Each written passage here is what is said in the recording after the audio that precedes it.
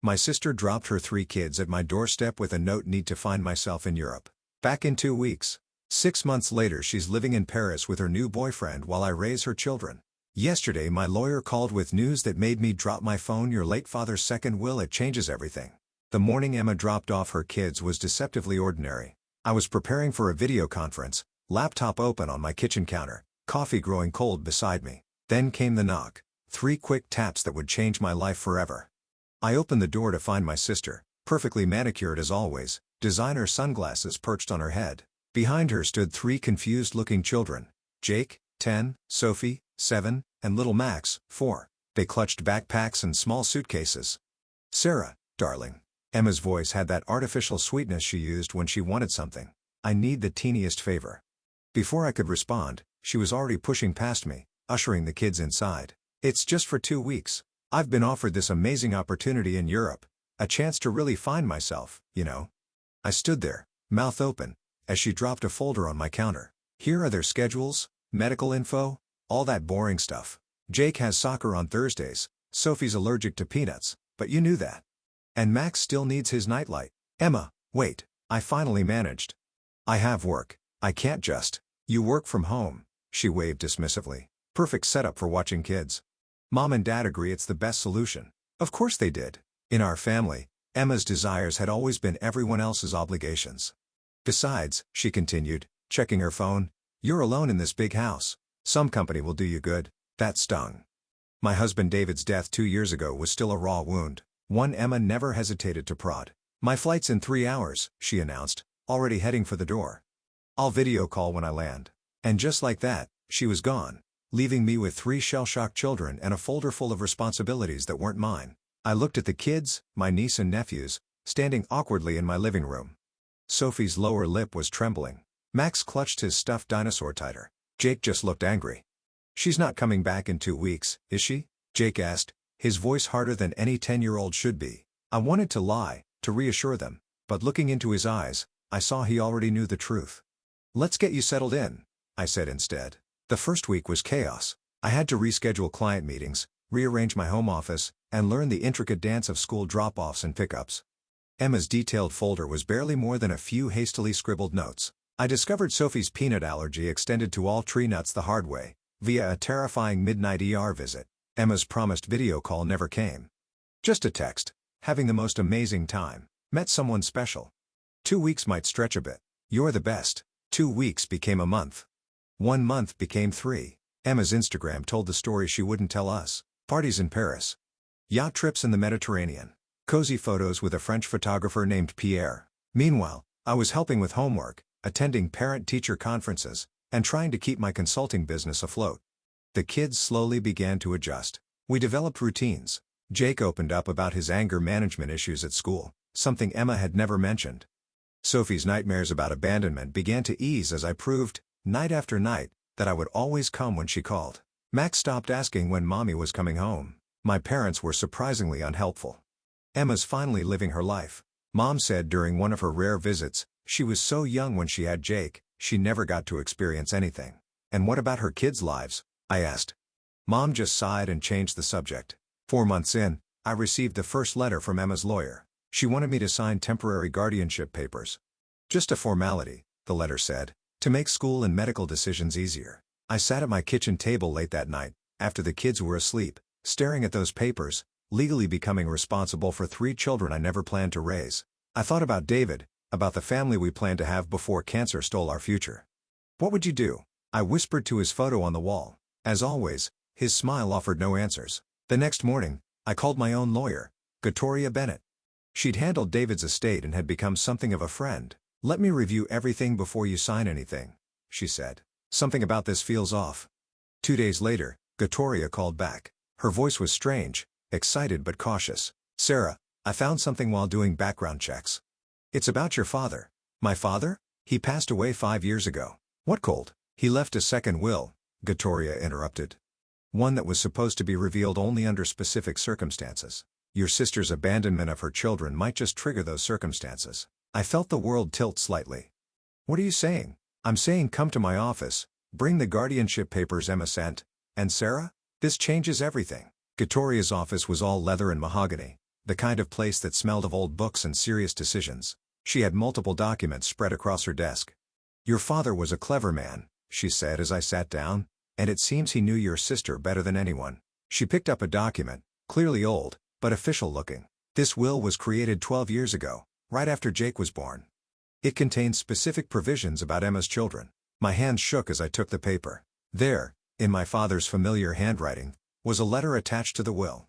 "My dearest Sarah, if you're reading this, it means Emma has done what I feared she might, chosen herself over her children. I watched her with Jake as a baby, saw the restlessness in her eyes, the way she looked at her old life with longing. I love my daughter, but I know her heart. I'm setting aside a trust for the children's care. If Emma ever abandons them for more than 3 months, the trust activates. The house I left to Emma transfers to you, along with sufficient funds to raise the children comfortably. There are also funds set aside for their education. Emma will receive a small monthly stipend, but she cannot access the bulk of her inheritance unless she returns and demonstrates genuine commitment to her children for at least 1 year. I'm trusting you with this responsibility because you have always been the strong one, the caring one. Where Emma seeks what the world can give her, you seek what you can give to others. I'm sorry for the burden this may place on you, but those children deserve a chance at stability and love. Take care of them, Sarah, and know that I have taken care of you. Love, Dad." I read the letter 3 times, tears blurring the words. All these years, Dad had known, he had prepared for this very scenario. Victoria gave me time to compose myself before continuing. "The trust is substantial. Your father made some excellent investments. The children will be well provided for, and there's enough to compensate you for their care." "I don't care about the money," I said automatically. "No?" Victoria smiled. "That's exactly why your father chose you." She pulled out another document. "Now about those guardianship papers Emma sent. They're not just for temporary guardianship. She's trying to get you to sign away your rights to contest any future arrangements she might make for the children." "What does that mean?" "It means she's planning something. My sources suggest she and this Pierre person are discussing taking the children to France eventually. These papers would make it harder for you to prevent that." The thought of the children being uprooted again, taken to a foreign country by a mother who'd already abandoned them once, made my blood run cold. "What do we do?" Victoria's smile turned slightly predatory. "We use your father's will. Emma's actions have triggered the trust conditions. Legally, the house is now yours.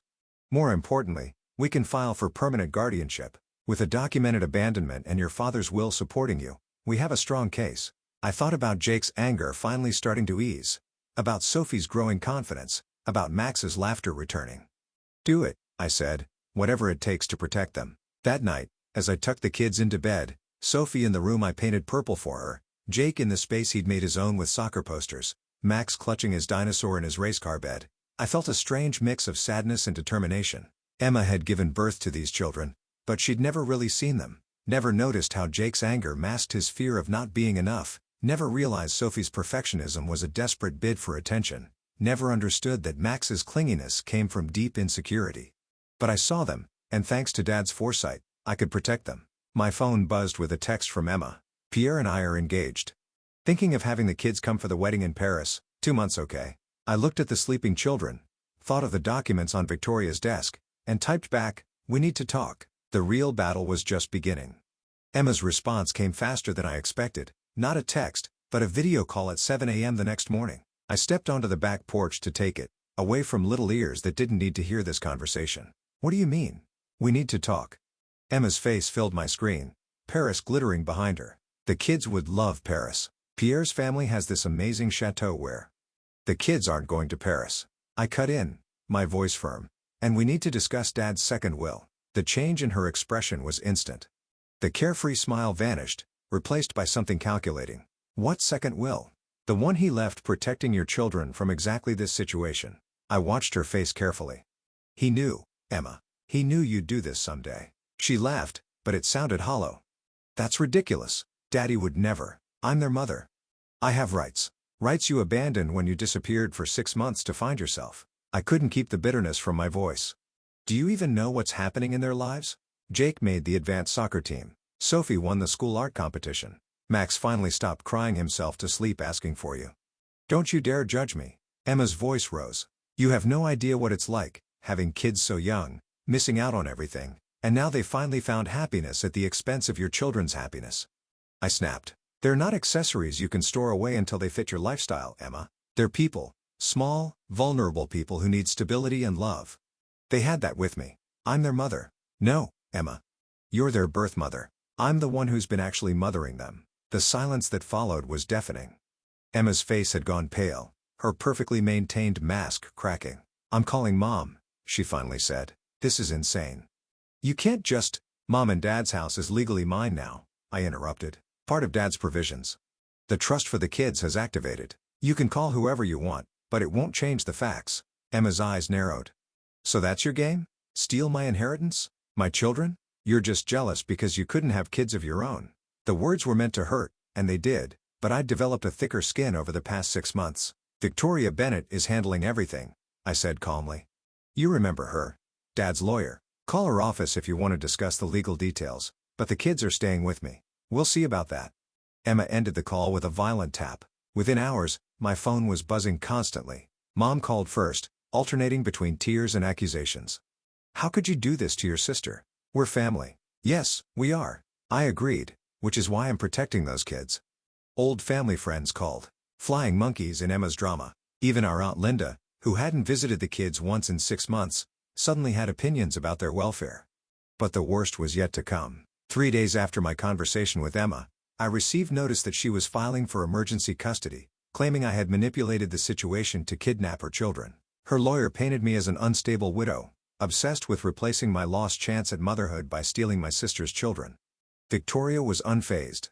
This is good, she said when I called her in a panic. She's showing her true colors. Every action she takes proves your father right. The courts moved quickly, given the circumstances. A hearing was scheduled for the following week. In the meantime, I had to tell the kids what was happening.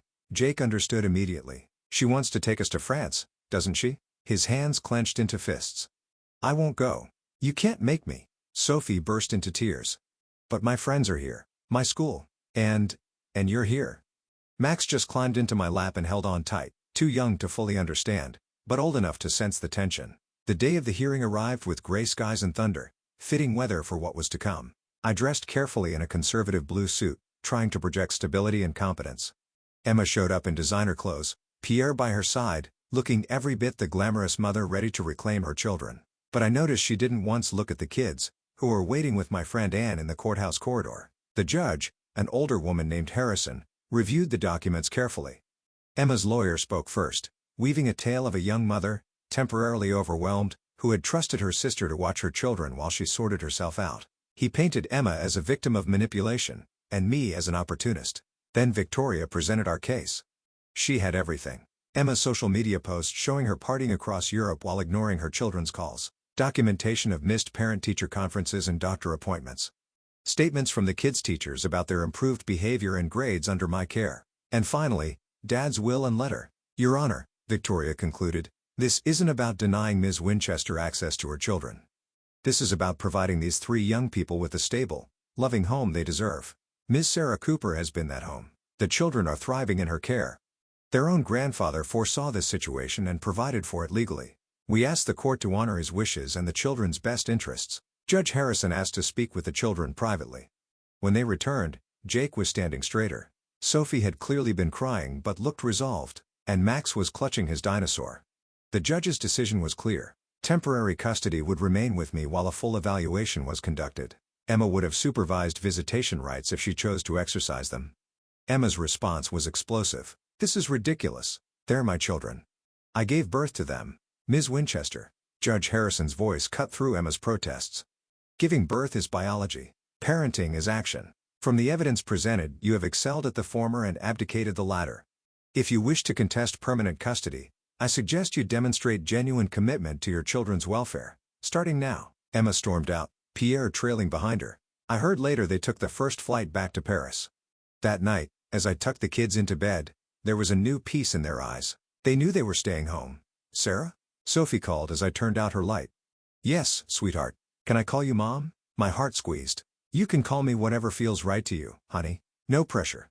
She was quiet for a moment. I think you're more Mom than she ever was. I held her close, letting her cry out the complicated feelings of loving someone who couldn't love her enough in return. Later, sitting on my back porch with a glass of wine, I looked at the stars and thought of Dad. He'd known all along.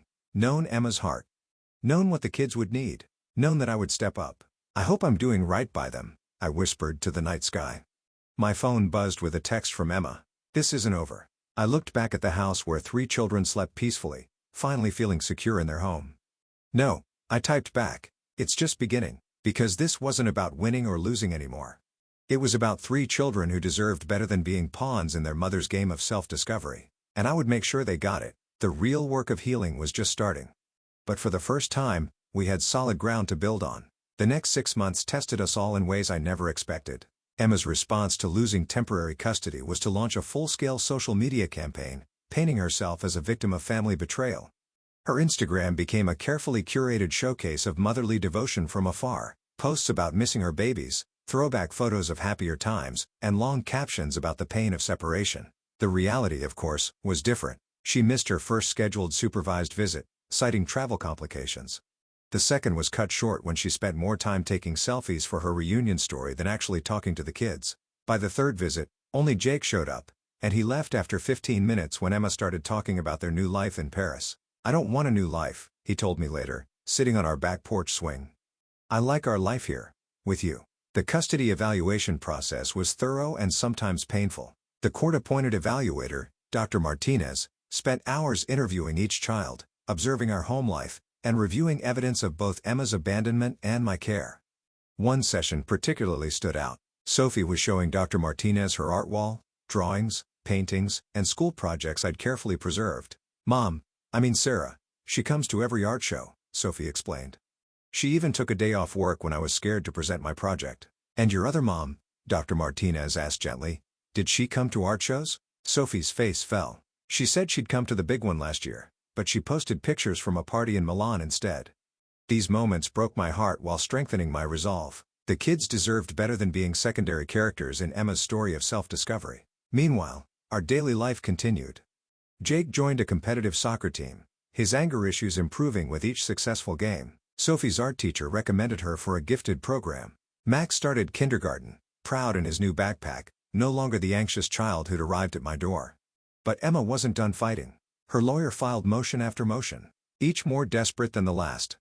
She claimed I was alienating the children against her, disproven by supervised visitation records showing she rarely showed up. She argued that moving them to France would provide cultural enrichment, dismissed when Jake's therapist testified about his anxiety over the mere suggestion. The financial aspect was another battlefield. Emma's monthly stipend from Dad's trust wasn't enough to maintain her lifestyle with Pierre, and she was burning through her savings. She tried to contest the trust, claiming Dad wasn't of sound mind when he created it. Victoria shut that down quickly, producing videos Dad had made explaining his decisions. Watching them was like having him back with us, his wisdom reaching through time. Emma has always chosen the easiest path, he said in one recording. But parenthood isn't about ease. It's about showing up day after day, even when it's hard, especially when it's hard. 3 months into the evaluation process, Emma made her biggest mistake. She showed up at the kids' schools unannounced, trying to take them to lunch without authorization. The school's security protocols, which I'd carefully updated, prevented anything serious, but the incident left its mark. She didn't even know I'm allergic to the restaurant she wanted to take us to, Sophie said that night, curled up in my bed with hot chocolate. You're the only one who remembers about my nut allergy. The incident strengthened our case, but it also brought up fresh trauma for the kids. Max started having nightmares again. Jake's grades dipped temporarily. Sophie developed stomach aches before supervised visits. Dr. Martinez recommended family therapy, and I agreed immediately. Our therapist, Dr. Anderson, helped us navigate the complex emotions of our situation. It's okay to love your birth mom while being angry at her choices, she told the kids. And it's okay to love Sarah as your mom too. Hearts are big enough for complicated feelings. One therapy session stands out in my memory. Emma actually attended, though she spent most of it checking her phone and making excuses. I just want them to have the opportunities I never had, she said. Travel, culture, sophistication. What do you want? Dr. Anderson asked the kids directly. I want to stay on my soccer team, Jake said firmly. I want my own room and my friends and I want to stay with Mom. He looked at me as he said it, the first time he called me Mom in front of Emma. Emma's face debarkened, but before she could respond, Sophie spoke up. I want to keep taking art classes, and I want Max to be able to sleep without crying, and I want... She took a deep breath. I want Mom, Sarah Mom, to keep making everything okay. Max just climbed into my lap and held on tight. Emma left the session early. Mascara rang. She didn't show up for her next scheduled visit. 5 months into the evaluation, we had a breakthrough of sorts. Pierre broke off their engagement. Emma's social media went dark for a week, then exploded with posts about betrayal and fresh starts. To my surprise, she showed up at my door one rainy evening, looking less polished than I'd seen her in years. "I've lost everything," she said, mascara streaking down her cheeks. "Pierre, my friends in Paris, my lifestyle, and now my kids hate me." "They don't hate you," I said, not inviting her in, but not sending her away either. "They're hurt." "There's a difference. How do you do it?" she asked suddenly. "How do you manage all of it? Their schedules, their needs, their emotions? I could never." It was always so overwhelming. For the first time, I saw something real in my sister. Not manipulation, not performance, but genuine admission of her limitations. "It's not always easy," I told her honestly, "but they're worth every challenging moment. They're not accessories or obligations, Emma. They're incredible little people who deserve to be seen and loved for exactly who they are." She was quiet for a long moment. "I'm not a good mother, am I?" "You're not a present mother," I corrected gently. "That's something you could change if you really wanted to." She left without coming inside, but something had shifted. The next week, her lawyer contacted Victoria about reaching a settlement. The terms we eventually negotiated were clear. I would retain primary custody. Emma would have supervised visitation, gradually increasing if she demonstrated consistency. She would attend therapy,